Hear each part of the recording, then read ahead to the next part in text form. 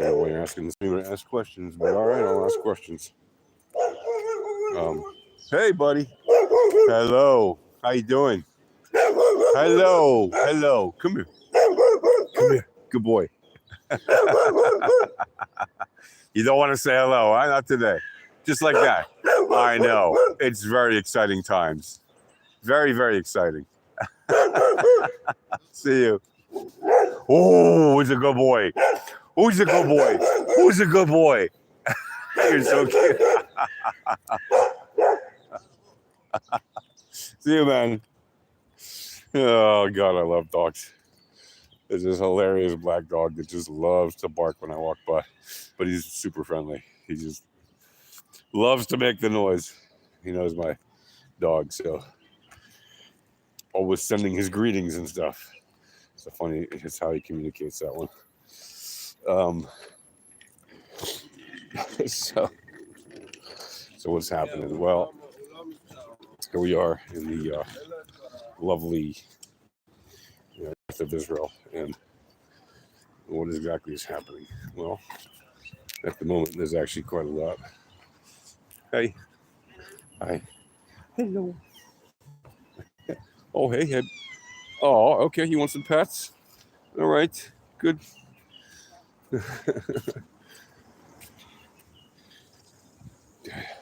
When animals stop me in my tracks, it happens, man. It happens. You know, I've got a soft spot for living beings, especially the furry four-pawed kinds. But all the animals, I like them usually. Some of the people have some problems with, but yeah, but they're animals too. So what is happening in the world of Bitcoin anyway, to get back on subject, on track with the purpose of this video, is I want to bring to your attention once again, as I mentioned yesterday, right, we have a situation on the daily time frame, right, where we have a mean reversion getting set up to happen. Right. Yesterday we had the daily candle start below the third band to the downside of the 3012 RMLR. That was already the second day in a row that it was beneath said band. And what does that mean? Well, it means once it's above that band for a couple days in a row, there is an extremely high probability that it will mean revert to that 3012 RMLR before touching that band again. And you already saw yesterday a very nice move on the asset that went well above the band. And yeah, now we are starting the day. Well, we started the day already last night, 6 hours ago or whatever it was. Above the band. Now let's see how it repaints during the day, up or down, or it stays roughly where it is. The direction should be the same in any case. If the asset continues to rise today and stays above that band, probably at some point within the next month, it is very probable that we will see the asset mean revert to that RMLR currently riding along in the 120K area and rising over the course of the month. Now, what's interesting is how much, of course, it will rise depends on the repaint. No, but at the end of that said month, at the moment, it is rising. So if it doesn't make that mean reversion within the next 30 days, it'll make it after, when it's higher than where it is now, probably. Unless it goes up and then shoots back all the way down, and then we run into it on the way down. But the point is, there is a very high probability at the moment that the mean reversion to the RMLR 3012 RMLR on the daily time frame will be in progress, like, conservatively by Saturday, right? Because today would be the first day. If it doesn't hit that band today, be the first day. It's Thursday. Tomorrow will be Friday, the second day. Tomorrow's Friday the 13th, by the way. Yay. And then Saturday would be the third day, by when it would be already in that. What is this? Sheesh. Interesting. Okay. Interesting. People throwing away lots of things. Sometimes just when you walk by and you see something like literally toxic, then you got to make sure you let somebody know. But if it all looks all right, nothing to worry about. People just throwing away stuff. All right.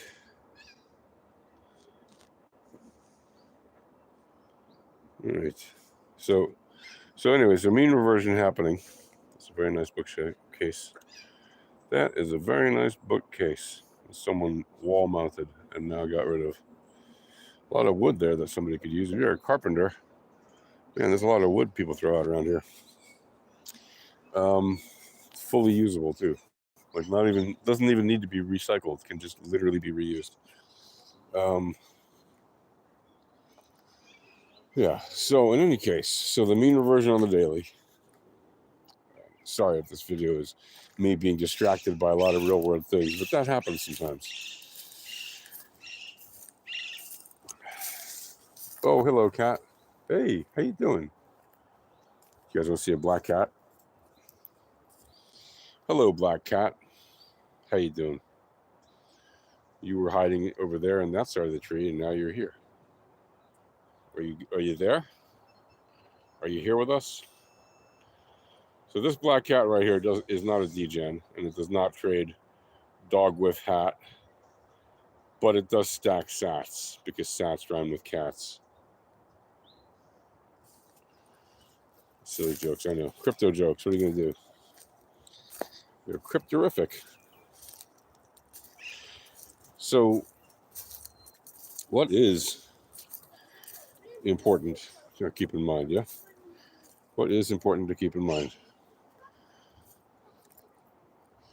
Well, what's important to keep in mind when you're taking long positions on a mean reversion, right? That seems like it's going to go to the upside. Remember, you got to keep an eye on the probability that it's going to go down, right? So when you have a situation where the asset enters a mean reversion, right? What you really want to keep an eye on, I mean, obviously the target of the mean reversion is the obvious primary target, but if you happen to be moving it or shorting it, for example, if you expect the mean reversion to go to the upside, but you feel like shorting it for some reason because you see there's an opportunity of occurrence or an occurrence of opportunity to short real quick, then you use those downside guides as take profit areas, right? As places you take profit before it gets there, because it's not likely to touch those bands. Same thing if it was going the other way. If you expect the mean reversion to happen at the downside, you would use the third band to the upside as the take profit, limit that you would actually front run, because it's not likely to touch the upside band before it would go down to hit the RMLR.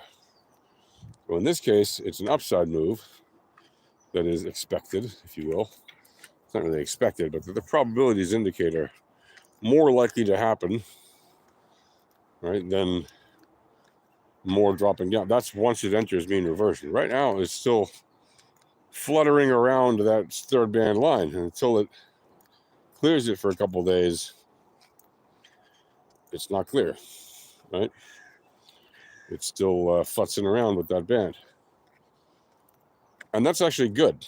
Like, what you really want, ideally, is you want the 2 days that it gets above the band and doesn't touch it, or stays beyond the band, like moving back towards the RMLR, if you will, whatever the direction is. You want that movement, ideally, to be kind of chill on those 2 candles. And then that way, but you see them as heading in that direction. And then that way, on the 3rd candle, you can get a good chunk of that move. Well, what if you can't get that? What if it makes the move already on the 0 candle? Like before it's even confirmed to be in mean reversion. Well, guess what? That happens all the time. And that's fine. If you miss a move, that's fine, right? We don't care. It's not about what you miss, right? It's not about what you miss. It's the totality of what you win and what you lose. It has nothing to do with what you miss. When you miss everything, right? I probably haven't said that to you guys in a long time, but if you think about it, right? Even if you run 1 million trades in your life, okay?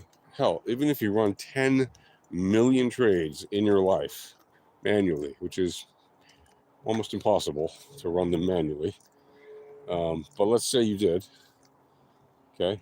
Now, there are people who do because they run hundreds of trades a day manually, or even over 1,000 trades a day manually. So yes, in theory, they could run millions of trades in their life, but most people will not. Right? Let's say you did. Let's say you ran 10 million trades in your life. Okay. Do you know how many trades that is out of the totality of trades? The answer is negligible, right? It's 0. That's the percentage of trades. It's 0.00000000000. Somewhere along the way, there's a 1. Okay? After like 100 zeros, or maybe 1,000, or maybe a Google or a Googleplex 0. Like it's negligible. Whatever you can amass, in the grand scheme of things,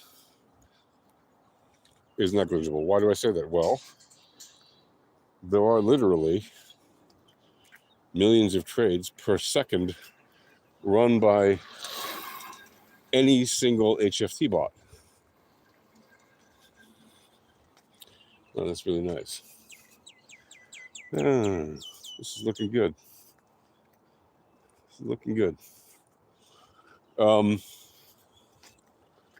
So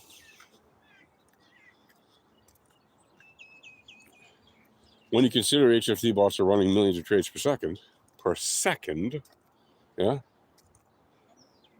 and they run 24/7, and they're trading different markets at different times of day, obviously, right? Because the U.S. traditionals, they run those during the traditional hours. Some markets they'll use overnight, but usually they don't, because they find, a lot of places believe that there's less profit to be made in the overnight.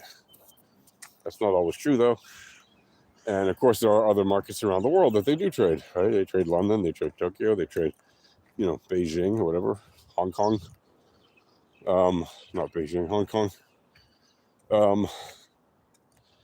But they trade Paris, they trade, all the different markets around the world, right? Major markets, anyway. So, what does that mean? What it means is they're running billions and trillions of trades in a given year or decade, right? Which means any amount of trading that you do is statistically negligible. Why do I say that? I say that to remind you that you shouldn't, because there's this insane belief, especially among retail traders, especially among the newer ones, but even not new ones, but you got to be in every trade as much as possible or you're missing out the opportunity. It's just not true, right? That is the kind of language that people use to pump each other up, to get excited about trading or whatever, and to cause each other to lose money. That's a very foolish way to trade. Always having to be in a trade. You do not always have to be in a trade. In fact, even when you're in a trade, You're not in the millions or billions of other trades that are happening right now. So you're not in any trade. Even when you're in a trade, statistically, you're not in any of them. You're in whatever 0.000000000% of trades. Am I alive? Yes, I'm alive. Do you need to contact the embassy? What are you talking about, bro? No, I am alive. Why? Why do you ask, Jonah Scott? Anyway. Yes, alive and well in northern Israel. Thanks. If you want to send help, you certainly can. But I'm good. Thanks.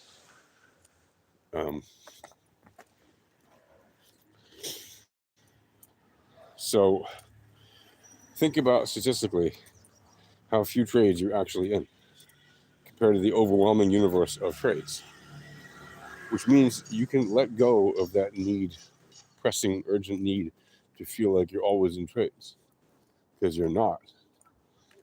You're not in any of them. The only trades you're in are the ones you're in.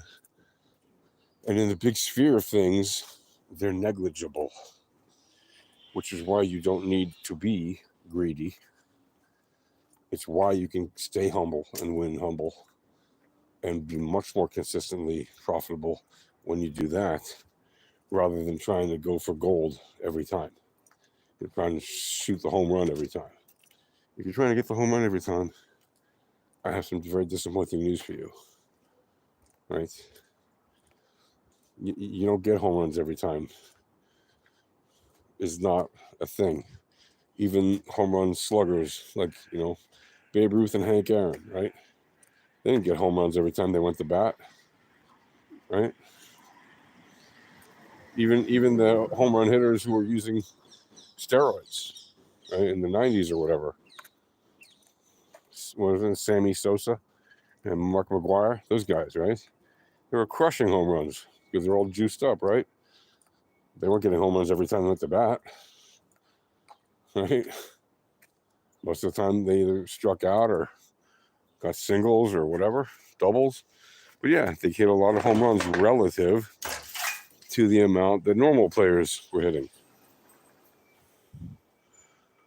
Right? Statistics. Think about it this way. An all-star player on a professional Major League Baseball team, all-star player, like one who is getting in the Hall of Fame for sure, is somebody who gets gets on base 30% of the time. He gets, is a batting average of 30%. That's like amazing, a batting average of 30%.